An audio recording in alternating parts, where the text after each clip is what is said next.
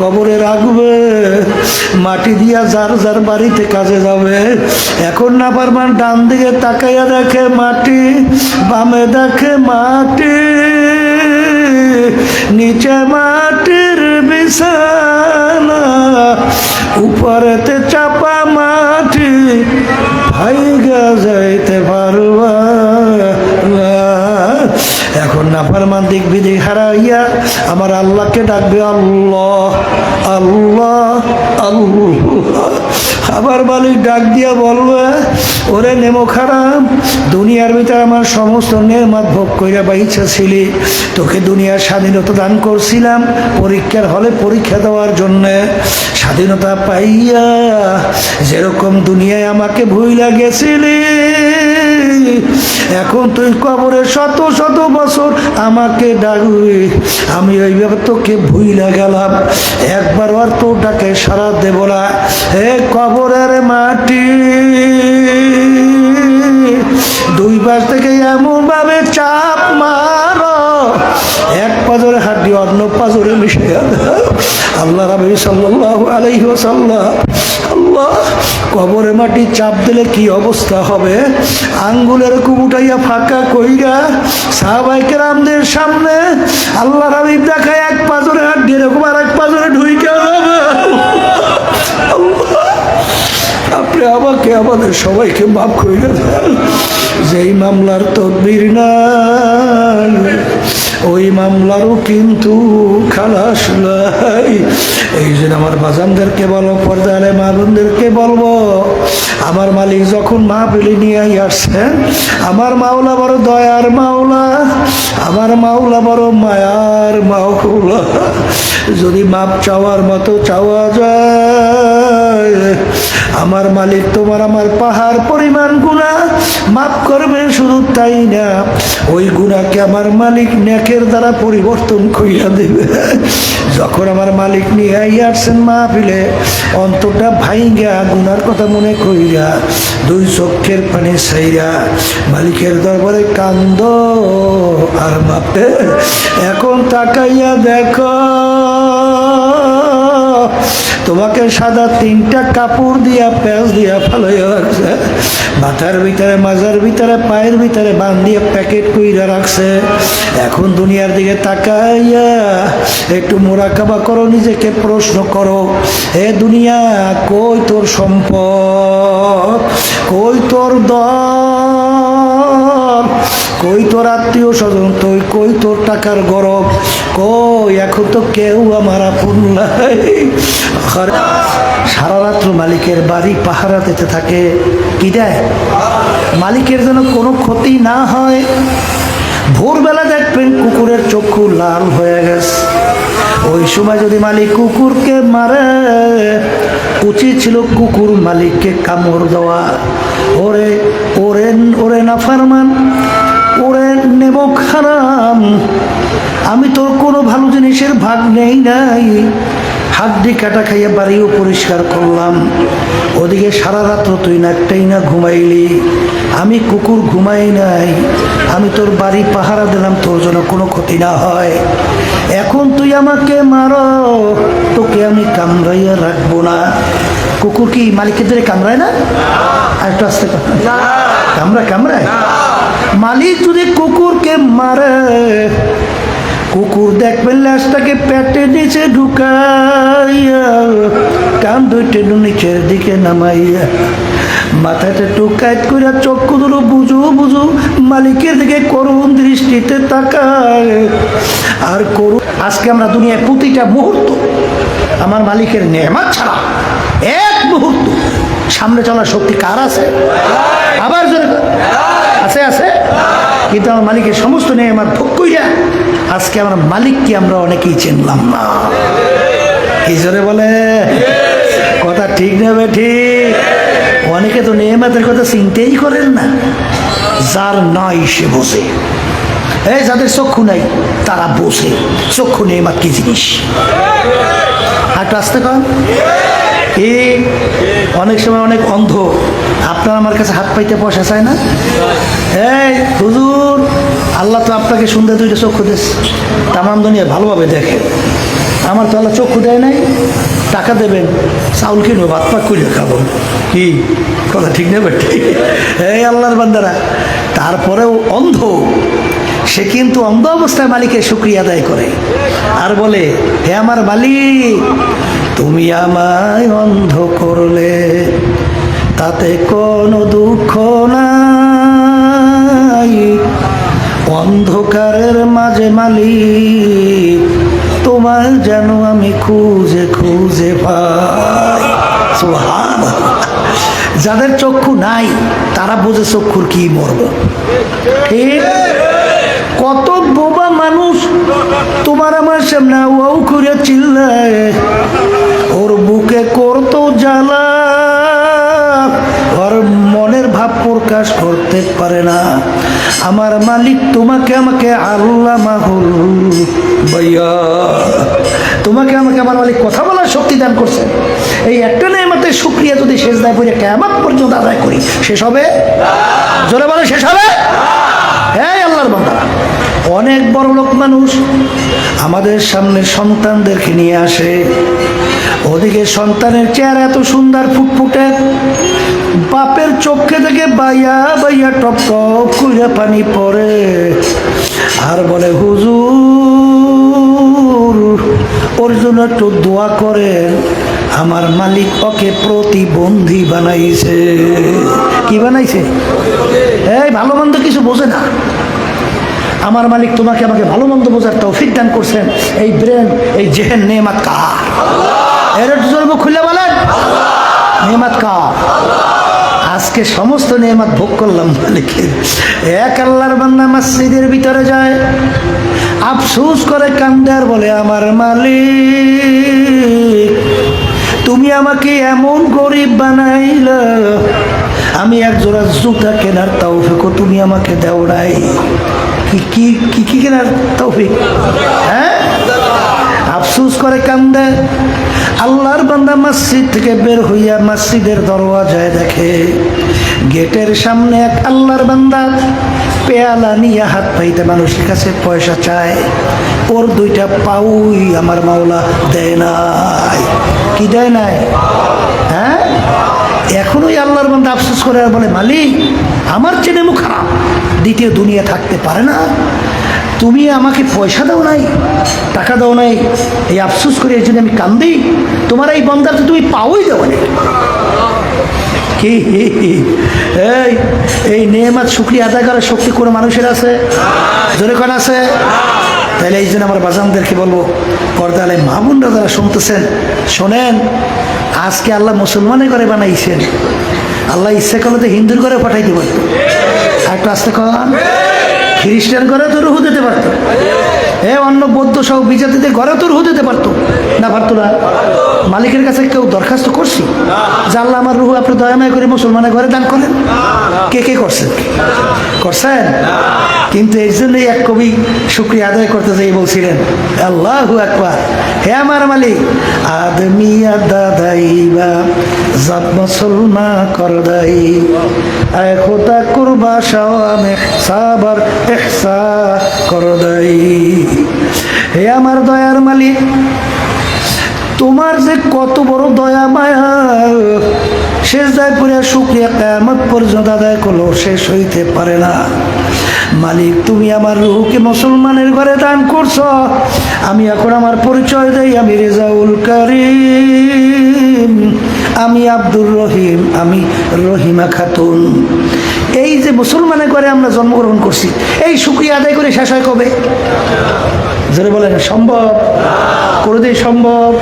তা যদি সম্ভব নাই হয়, এই জন্য আমার বাচ্চাদেরকে বলবো, পর্দা আলে মা বোনরা যারা শুনতেছেন, হে আল্লাহর বান্দারা, এই যে আমি কথাগুলো বলার মূল উদ্দেশ্য হলো যে আসলে আমরা এই যে তাকাব্বুরি, আমি বড় আমি ভালো, এইটা কখনোই নিজের ভিতরে রাখা, কি এটা দূর করা লাগবে। এইটা একটা কলবের রোগ। আর একটা রোগের নাম হিংসা, পর উন্নতি থেকে সহ্য করতে না পারা। এক শ্রেণী বর্তমানে আমার বাজানরা আছে, চরমনায় মোটে দেখতেই পারে না। আছে নাই? আচ্ছা আমি জিজ্ঞেস করি আল্লাহর বান্দাদেরকে, আল্লাহর বান্দারা এই চরমনাই যাওয়ার পরে কি নামাজি মানুষগুলো বেনামাজি হয়? আর একটু আসতে কর। আচ্ছা, যেই মানুষগুলো আগে ভালো চরিত্রের ছিল চরমনাই যাওয়ার পরে সব চরিত্র খারাপ হয়ে যায়। এই যেই মানুষগুলো আগে বিভিন্ন কায়দায় মিথ্যে দিতে বলতো না, চরমনাই সব মিথ্যাবাদী হয়ে যায়। তাই চরমনাই যাওয়ার পরে বেনামাজিগুলো নামাজি হয় না? ভুল বলছি? এই চরমনাই যাওয়ার পরে যেই লোকগুলো আগে খুব খারাপ প্রকৃতির ছিল, বিভিন্ন মাদকে, বিভিন্ন নেশাগ্রস্ত, বিভিন্ন জুলুম, বিভিন্ন মানুষকে কষ্ট দেওয়া, বিভিন্ন ধরনের এই খারাপ চরিত্রের অধিকারী ছিল, সেই চরমনাই যাওয়ার পরে আল্লাহ সেই মানুষগুলোকে ভালো অনেক বানাই যায় না? তাহলে কি হয়, ভালো হয় না খারাপ হয়? ওই আমি গেছিলাম এই উত্তরবঙ্গে, মনে পড়ে, বুঝলেন, এলাকার ভিতরে এক খুব সাংঘাতিক নামি দামি এক ব্যক্তি, চরমনাইয়ের মুজাহিদরা তাকে দাওয়াত দিয়া চরমনাই নেওয়ার জন্য বহু চেষ্টা করছে, সহজে নিতে পারে নাই। একবার আল্লাহর রহমতে চরমনাই ময়দানে নিয়েছে। নেওয়ার পরে সে ওই উত্তরবঙ্গে আমার মাহফিল হইতে দেবে না, বোঝেন না? এখন মাহফিল হওয়া তো বড় কষ্ট। ওদিকে গান বাজনা, বেহায়া পোনা, অশ্লীলতা, মানে মানুষ নাস্তিক বানাবার প্রক্রিয়া, সেই ব্যাপারে সর্বত্র সহযোগিতার শেষ না। কিন্তু দিনী মাহফিলগুলো যেখানে গেলে মানুষ আল্লাহর পরিচয় পাবে, আখেরাতের পরিচয় পাবে, জাহান্নাম থেকে বাইসা জান্নাতে যাওয়ার চিন্তা তার ভিতরে আসবে, সেই মিশন বন্ধ করার জন্য বিভিন্ন প্রক্রিয়া শেষ নাই। কথা ভুল বলছি না ঠিক বলছি? আচ্ছা, এতে উত্তরবঙ্গে আমার মাহফিল করতেই দেবে না। তো ওই আল্লাহর বান্দা চরমনাই যাওয়ার পরে দিনের তলে একটু বুঝতেছে, তাই সে আবার নেতা গোছের লোক, সে বলতেছে চরমনাই বিশ্বে বুঝের মাহফিল আমি করবই, মানে সে দেওয়ার পরে মাহফিল পরিবেশ তৈরি করে ফেলছে। এখন ওই আল্লাহর বান্দা আমি স্টেজে যাওয়ার আগে সে এখন বক্তব্য দিতে আছে, মানে চরমনাই সম্পর্কে বলতেছে সে যে ভাই চরমনাই সম্পর্কে আপনাদেরকে কি বলবো, কথার কথা যে আমার জীবনে আমি কোনোদিন পশ্চিমে সেজদা দিয়ে দেখি নাই, মানে জীবনে আমার পশ্চিমে সেজদা আমি দেখি নাই, কিন্তু চরমনাইয়ের ময়দানে যাওয়ার পরে আল্লাহর রহমতে এখন আমি নামাজ ছাড়ি না, পশ্চিমে সেজদা দেওয়া প্রথম চরমনাইয়ের ময়দানে দেওয়া শুরু করছি। ভালো হয়েছে না খারাপ হয়েছে? এটা মুখ খুলে জোরে কর, ভালো হয়েছে না খারাপ হয়েছে? এই যে সিলেট সুনামগঞ্জের কালু ডাকাই দেখছেন, দেখছেন না? লোকজনের দাওয়াত দিয়ে নিয়ে গেছে চরমনাই। আর আমি লোকজনের সঙ্গে দেখা করতেছি, একজন আমাকে বলে হুজুর কালু ডাকাতকে নিয়ে আসছে। কি রে কালু ডাকাতটা কি? পিছনে তাকাইয়ে দেখি সুবহানাল্লাহ, এইরকম দৃশ্যের চেহারার মানুষ আমার নজরে আর পড়ে। বলে হুজুর তা কেমন? এইরকম মোষ, এইরকম মোটা ঘুরাইয়া কানের মধ্যে এই, মানে এইরকম মোষ ঘুরাইয়া কানের মধ্যে দেওয়া। আচ্ছা, ওদিকে চোখ দুই এরকম বড় বড় লাল, চুল প্রায় কান্দা পর্যন্ত লম্বা কালো, ওদিকে শরীরের ভেতরে পোশাক পরছে তাও কালো, শরীরে গায়ে জামা দিয়েছে তাও কালো, লোকটাও কালো। আচ্ছা, এখন দৃশ্যটা দেখায় কেমন? আমি বলি সুবহানাল্লাহ, আলহামদুলিল্লাহ। কিছুদিন আগে আমি সিলেট গেছিলাম, এই আল্লাহর বান্দার সঙ্গে দেখা, মনে হয় যেন এখন একজন খাঁটি নায়েবে রাসূল হয়ে তা যাওয়ার পরে খারাপ হয়েছে না ভালো হয়েছে? একটু আটটু মুখ খুললে কর, ভালো হয়েছে। এই এক সিনেমার বাজানদেরকে শোনা যায় চরমনাই মোড়ে দেখতেই পারে না, বিরুদ্ধাচারণ করে। আমি আমার বাজানদেরকে বলবো বাজান শোনেন, চরমনাই সম্পর্কে আপনি জানেন, তারপর আমরা মাঠে ময়দানে কাজ করি, আমাদের ভুল ত্রুটি থাকতেই পারে। যাদের কাজ নাই তাদের আবার ভুলটা কি? এই যাদের কাজ নাই তাদের আবার ভুল কি? কাজ করলেই তো ভুল হইতে পারে নাকি না? কথা দেখতে পাবে। তখন আপনাদের দায়িত্ব কি? কোরআনের হাদিস অনুযায়ী ভুল ধরাইয়া দেওয়া, নাকি? আপনি ধরাইয়া না দিয়া বরঞ্চ আপনি চরমনাই থেকে লোক থেকে ফিরিয়ে রাখা, এটা কি আপনি দিনকে মহব্বত করেন? আপনি ইসলামকে মহব্বত করেন? হ্যাঁ, আপনার কিসের মহব্বত ইসলামের দিনে? এই জন্য আমার বাচ্চাদেরকে বলবো, পর্দারে মা বোনরা যারা শুনতেছেন, এই কাজটা করার যতটুকু আমরা তালাশ করে দেখছি মূলত হিংসা। কিন্তু বাচ্চাদেরকে বলবো ভালো করে জেনে রাখো, যেই বাতি আমার আল্লাহ জ্বালায় সেই বাতি নিভাবার শক্তি আছে কার? কেউ পারবে? ওই বাতি নিবাইতে গেলে সোসমস পুইরে সাপ পারবে? কোনোদিন পারে নাই, কোনোদিন পারবেও না। ওই যে শোনেন না হিংসার ব্যাপারে একটা ঘটনা, বুঝেন না? জমিদারের ছেলে যেই ক্লাসে পড়ে, রিক্সাওয়ালা আমার ভাই, তার ছেলে ওই ক্লাসেই পড়ে। কারণ আল্লাহ রাব্বুল আলামিন রিক্সাওয়ালা ভাই তার ছেলের মেধা শক্তি আল্লাহ ব্রেন অনেক ভালো দিচ্ছে, আর জমিদারের পোলার ব্রেন শক্তি ভালো না। এখন একজন এসে বলতেছে, হুজুর জমিদার সাহেব, অমুক ক্লাসে আপনার ছেলেও পড়ে আর ওই রিক্সাওয়ালার ছেলেও পড়ে, কিন্তু আপনার ছেলেটা তেমন ভালো পারে না, কিন্তু ওই যে রিক্সাওয়ালার ছেলেটা ও তো খুব ভালো পারে। এটা শুনিয়া জমিদারের কি হিংসা আসছে না? এখন জমিদার বলতেছে, ও পারলে কাজ হইবে কি, পরীক্ষায় পাশ করবে না। কিতে পাশ করবে না? এখন যে ভালো পড়াশোনা পারে, এত পরীক্ষা দেওয়ার পরে ক্লাসে রিক্সার ছেলে ফার্স্ট, জমিদারের ছেলে ফেল। এখন বলতেছে, ভাই আপনি কি বললেন যে জমিদারের ছেলে মানে ওই রিক্সার ছেলে বলে পাশ করবে না, ওদি ফার্স্ট হয়ে গেছে, আর আপনার সাথে ফেল। কলে পাশ করলে কাজ হইবে কি, ও চাকরি পেবে না। কি পেবে না? মানে আর উন্নতি সহ্য করতেই। এখন যে ভালো পড়াশোনা করছে, ভালো পাশ করছে, চাকরি পেয়েছে না? চাকরিও পাইছে। পাওয়ার পরে কিরে ভাই আপনি বললেন যে চাকরি পাইবে না, তো চাকরিও তো পাইছে। চাকরি পেলে কাজ হইবে কি, বেতন পাইবে না। অর্থাৎ ওর উন্নতি সহ্য করতেই পারে। এখন চাকরি করলে বেতন পাইবে না, বেতনও পাইছে। কলে জমিদার আপনি বলেন বেতন পাবেন না, বেতনও তো পাইছে। কলে বেতন পাইলে কাজ হবে কি, ওই টাকা দিয়ে কোনো কাজে লাগবে না। মানি ওর উন্নতি সহ্য করতেই, এর নাম কি? আচ্ছা লাভ কিছু হয়েছে না? তার লক্ষ্যে সে পুষে গেছে। কি পুষছে কি পুষে নাই? যেই বাতি আমার মালিক জ্বালায় ওই বাতি নিবাবার শক্তি কারণ বরঞ্চ আল হাসাদু ইয়াকুলুল হাসানাত। আল্লাহ রাসূল সাল্লাল্লাহু আলাইহি ওয়াসাল্লাম বলেন, যার ভিতরে হিংসা থাকবে তার পাহাড় পরিমাণ বোঝাই কিরতেও যদি তোমার নেকি থাকে, সমস্ত নেকি হিংসার আগুনে জ্বালাইয়া নেকি আমল নামা একেবারে খালি করিয়া দিবে। আমি বলছেন, আল্লাহ রাসূল সাল্লাল্লাহু আলাইহি ওয়াসাল্লাম বলছেন। তাহলে যার ভিতরে হিংসা তার সমস্ত নেকি ধ্বংস। তাহলে হিংসা করে লাভ হয়েছে কি? তোমার ক্ষতি হয়েছে। জোরে বলে কথা ঠিক না? ঠিক। এইটা মানা যায় না। যদি পাশের একজন লোক খুব ভালো সম্মানিত হয়, টাকা পয়সা দিতে মালিক হয়, বড় নেতা হয়, ওই বড় শিক্ষিত হয়, তখন পাশের আর একটা লোক সহ্য করা বড় কঠিন। কথা সব ঠিক আছে, কিন্তু সহ্য করা লাগবে, হিংসা করা যাবে না। এইটা অন্তরের একটা রোগ, কলবের রোগ, এইটা দূর করা লাগবে। যেটা বলেন কথা ঠিক নেবে ঠিক। আর একটা রোগের নাম হইল হুব্বে যা হুব্বে মাল।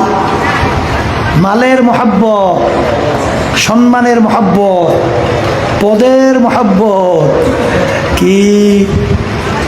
আর আল্লাহ রাসূল সাল্লাল্লাহু আলাইহি ওয়াসাল্লাম বলে, সমস্ত গুনার মূলই হলো হুব্বুদ দুনিয়া রাসু কুল্লি খাতিয়াতি।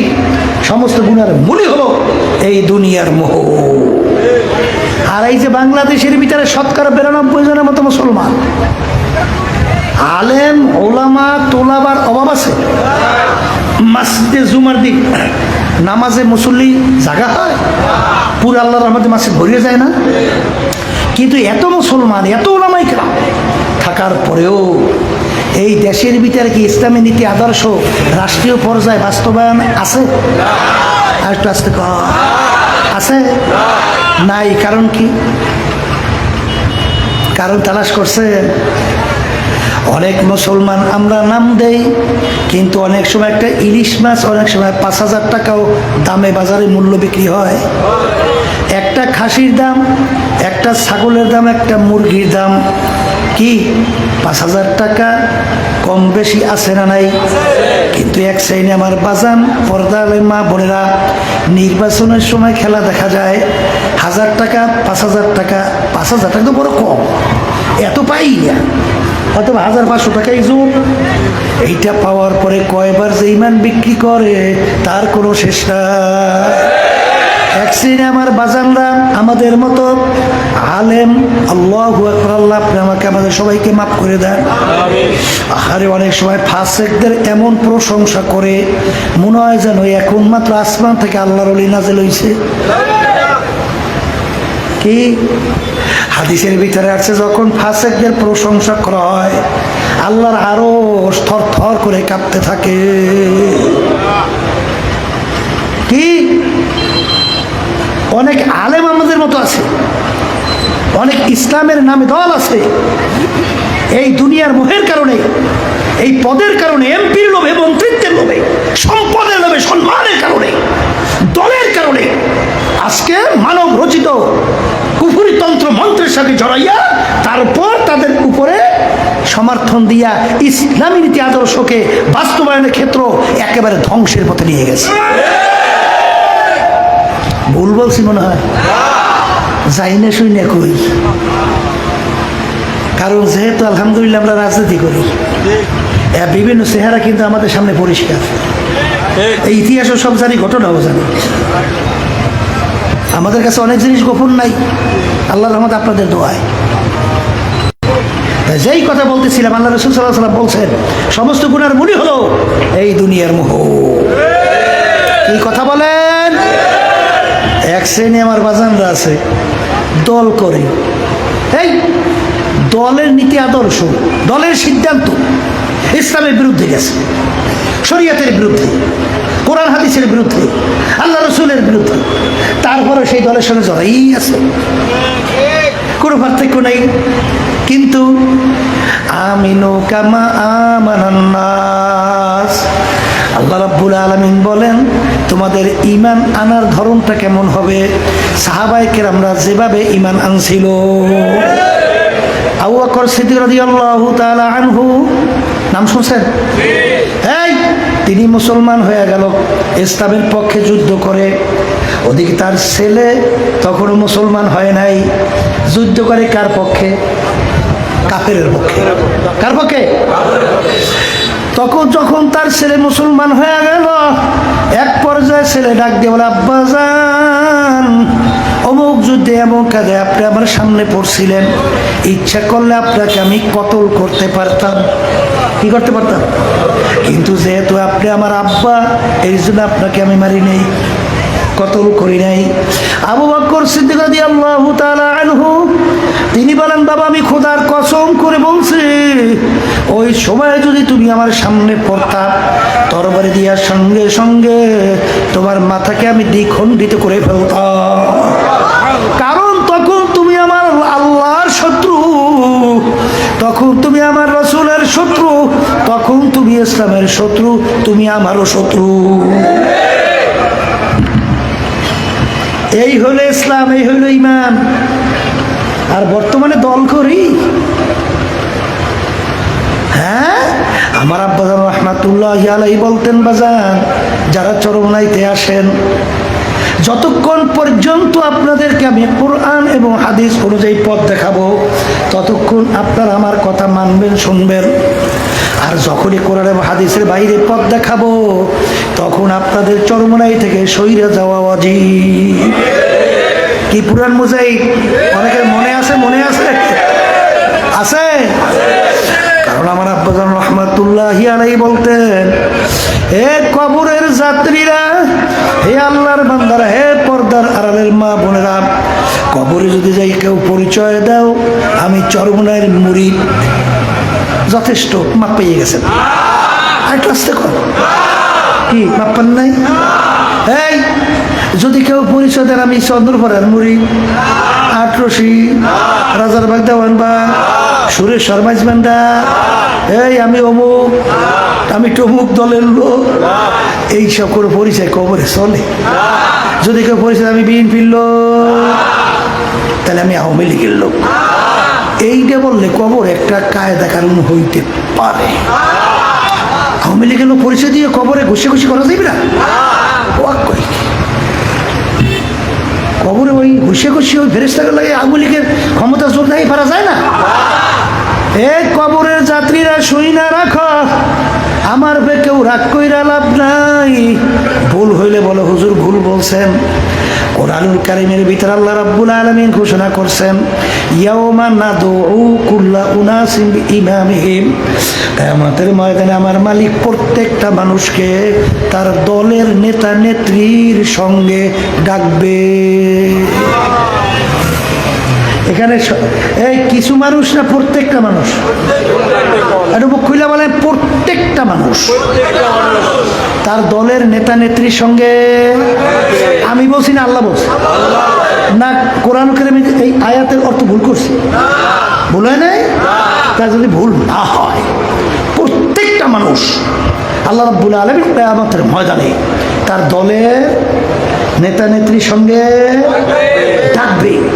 ডাইকে রাব্বুল আলামিন বলবেন, তোর দলের নেতা নেত্রী যেদিকে যায় ওদের পিছনে পিছনে সেদিকে যা। এক কথায় তোমার নেতা নেত্রীর যেখানে জায়গা, আল্লাহ বলতেছেন তোরও সেইখানে জায়গা। না ভুল বলছি? হাদিসের ভিতরে আল্লাহ রাসূল সাল্লাল্লাহু আলাইহি ওয়াসাল্লাম বলেন, মান তাশাব্বাহা বিকওমিন ফাহুয়া মিনহুম। দুনিয়ার ভিতরে তুমি যেই দলভুক্ত হয়ে চলবা, যেই দলের নেতা নেত্রীকে নেতা নেত্রী মানবে, কিয়ামতের ময়দানে সেই দলভুক্ত হইয়া তাদের সঙ্গে তোমার উঠবে এবং হাসর হবে। আমি বলছি আল্লাহ রাসূল সাল্লাল্লাহু আলাইহি ওয়াসাল্লাম বলছেন, মুখ খুলে বলেন।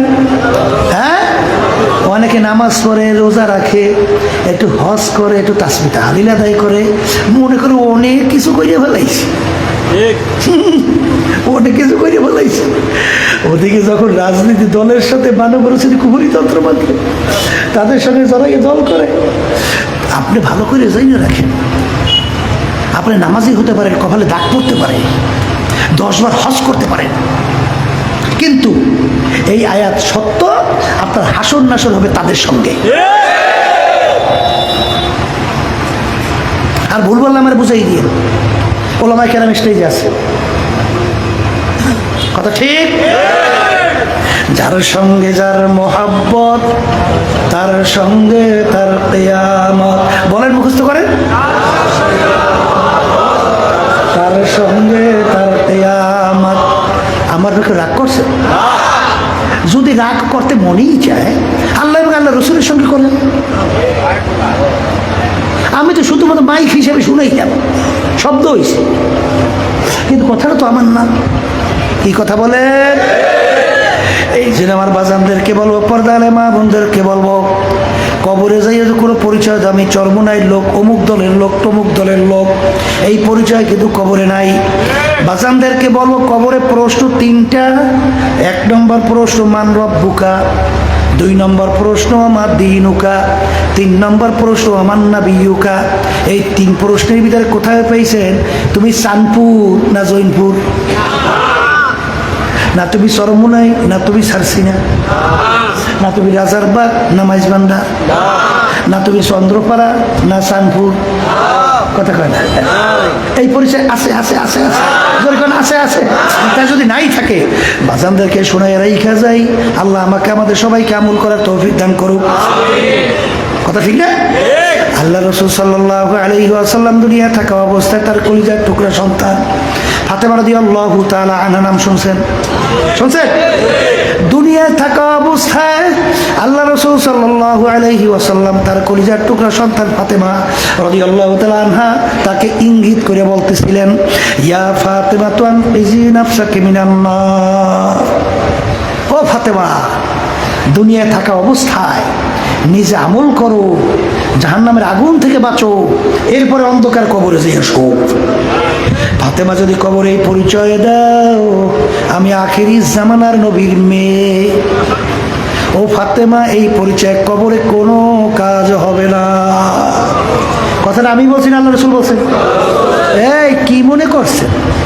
আল্লাহ রাসূল সাল্লাল্লাহু আলাইহি ওয়াসাল্লাম যদি নিজের মেয়ের ব্যাপারে কবরে করে নাজাতের গ্যারান্টি দিতে না পারে, এমন কোন পীর আছে, এমন কোন দল আছে, দলের নেতা নেত্রী আছে যে আপনাকে আমাকে নাজাত করে জান্নাতের ব্যবস্থা করতে পারবে? এটা মুখ খুলে বলেন, পারবে? বলেন না, পারবে না। যদি নাই পারে, তাইলে বুঝে শুনে কিন্তু কবরে রওনা করা লাগবে। ভুল বলছি না ঠিক বলছি? তাই যদি ঠিকই হয়, এখন আমার ভাইদেরকে বলবো, পর্দার মা বোনদেরকে বলবো, ওমা খালাকতুল জিন্না ওয়াল ইনসা ইল্লা লিয়াবুদুন। মালিক আমাদেরকে বানাইছেন কেন? 18,000 কম বেশি মাখলুকাত আল্লাহ বানাইছে, কি বানায় নাই? এর ভিতরে একটা মাখলুকের নাম হইল মানুষ। বলেন কি? আবার জোরে কর। আমাদেরকে বানানোর একটা উদ্দেশ্য আমার মালিকের আছে না নাই? আমার সৃষ্টিকর্তার আছে না নাই? আমার আল্লাহ বলতেছেন, আমি মানুষ এবং জিন এই দুইটা জাতিকে কেন সৃষ্টি করলাম শোনো। আমি সৃষ্টি করার মূল কারণ হলো আমার ইবাদতের জন্যে। সবাই জোরে বলেন সুবহানাল্লাহ। আল্লাহ আমাদেরকে বানাইছেন কেন? বলেন কিসের জন্য? ইবাদত শব্দের অর্থ কি? বলেন মালিকের হুকুম অনুযায়ী চলা। আবার জোরে বলেন, মালিকের হুকুম অনুযায়ী চলার নাম কি? এখন আমার ভাইদেরকে বলবো, নামাজ পড়ি কেন? মালিকের হুকুম পালন করি। বলেন, নামাজ পড়া যেরকম নাকি ইবাদত, নামাজ না পড়াও কিন্তু ইবাদত। রোজা রাখা যেরকম নাকি ইবাদত, রোজা না রাখাও কিন্তু ইবাদত। করে হুজুর তা কেমন? আপনি ফজরের পরে সূর্য উঠতেছে, ওই সময় যদি কেউ নামাজ পড়ে, সওয়াব না গুনাহ? সূর্য মাথার উপরে চলে আসছে, নামাজ পড়ে, সওয়াব না গুনাহ? সূর্য ডুবতেছে, নামাজ পড়ে, সওয়াব না গুনাহ? পড়ছেন নামাজ, পাইছেন কি? গুনাহ। ঈদের দিন যদি কেউ রোজা রাখেন, সওয়াব না গুনাহ? রাখছেন রোজা, পাইছেন কি? কারণ কি? বলেন, ওই নামাজটা মালিকের হুকুম অনুযায়ী হয় নাই, ওই রোজাটা মালিকের হুকুম অনুযায়ী হয় না, এই জন্য ইবাদতের ভিতরে গণ্য হয় না। এক কথায়, যেই কাজটা মালিকের হুকুম অনুযায়ী হবে সেটা ইবাদতের ভিতরে গণ্য হবে। জোরে বলেন কথা ঠিক? এখন আমার ভাইদেরকে বলবো, পর্দার মা বোনদেরকে বলবো, বাজান আমার মালিকের হুকুম প্রতিটা মানুষের ব্যক্তিগত জীবনে আছে না নাই? মুখ খুলে বলেন আছে। পারিবারিক জীবনে আছে না নাই? সামাজিক জীবনে আছে না নাই? এই আল্লাহর বান্দারা, ব্যবসা ক্ষেত্রে আছে না নাই?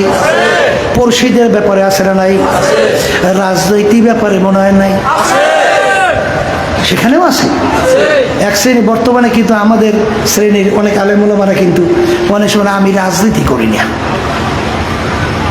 হ্যাঁ, মানব রচিত কুফরি তন্ত্রমন্ত্র ওয়াজতানিবুত তাগুত, হ্যাঁ, হয়তোবা এর থেকে বাইসে থাকার ব্যাপারটা আলাদা, যে মানব রচিত তন্ত্রমন্ত্র এই রাজনীতি আমি করি না, এটা ঠিক আছে। কিন্তু ইসলামী রাজনীতি আসতে কয় না, করা লাগবে না? যদি আমি কেউ রাজনীতি করি না, আল্লাহ রাসূল সাল্লাল্লাহু আলাইহি ওয়াসাল্লাম রাষ্ট্রপ্রধান ছিলেন না? রাষ্ট্র পরিচালনা তখন নীতি আদর্শ ছিল না? তাহলে এইটার নামই তো রাজনীতি।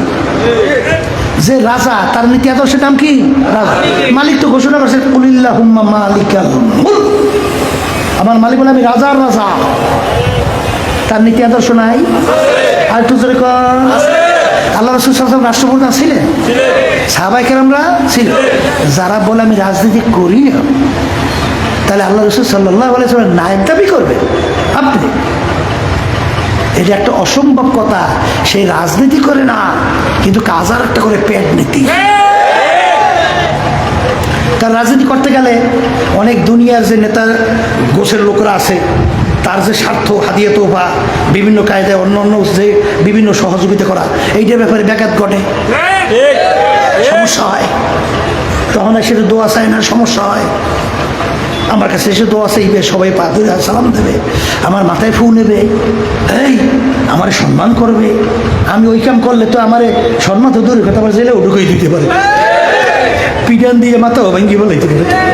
এই কথা ঠিক নেবে? ঠিক। এর মূল উদ্দেশ্য কি? পেট নীতি। কি উদ্দেশ্য? পেট নীতি।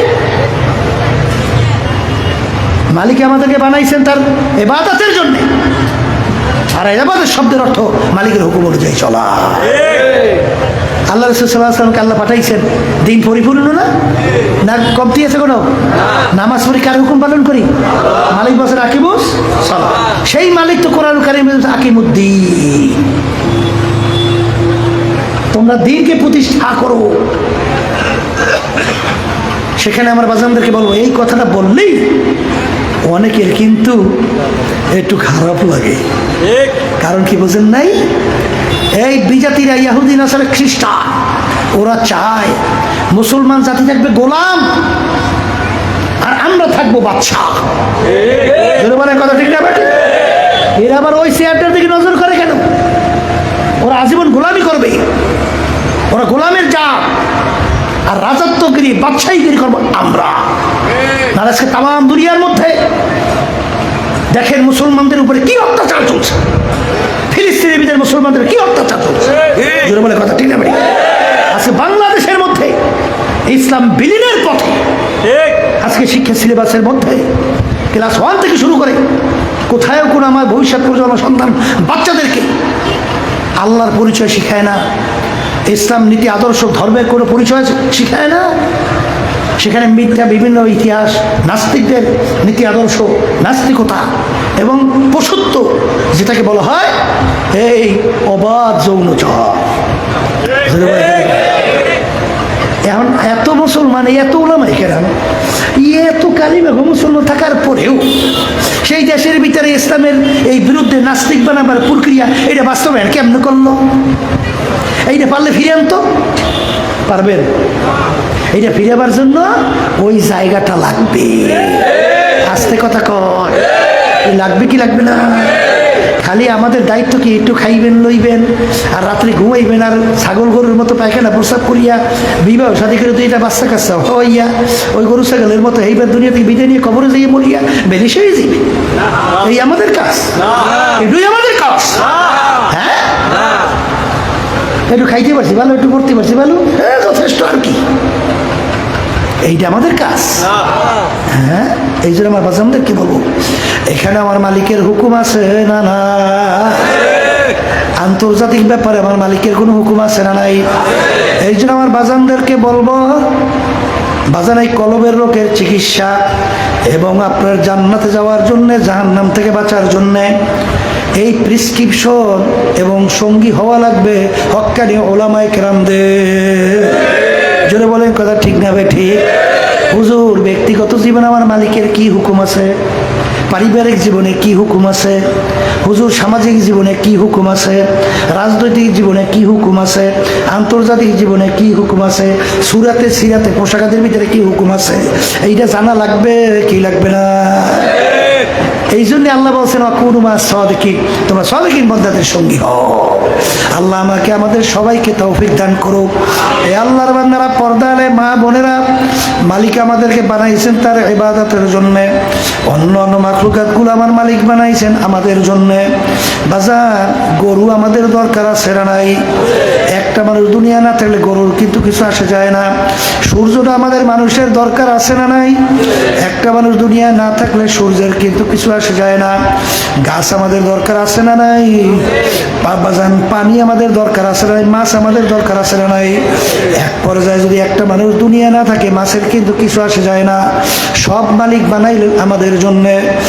আর আমাদেরকে আমার মালিক কেন বানাইলেন বলেন? তার ইবাদতের জন্যে।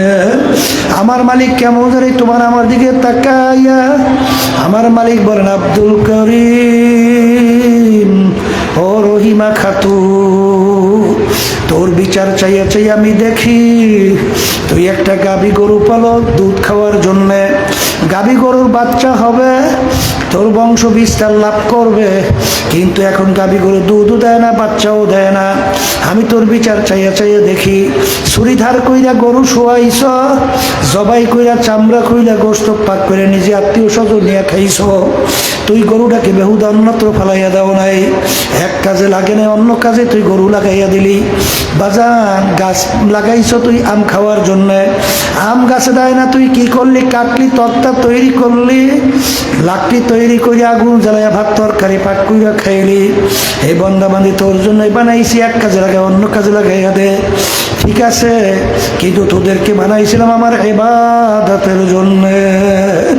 আমি তোর বিচার চাইয়া চাইয়া দেখি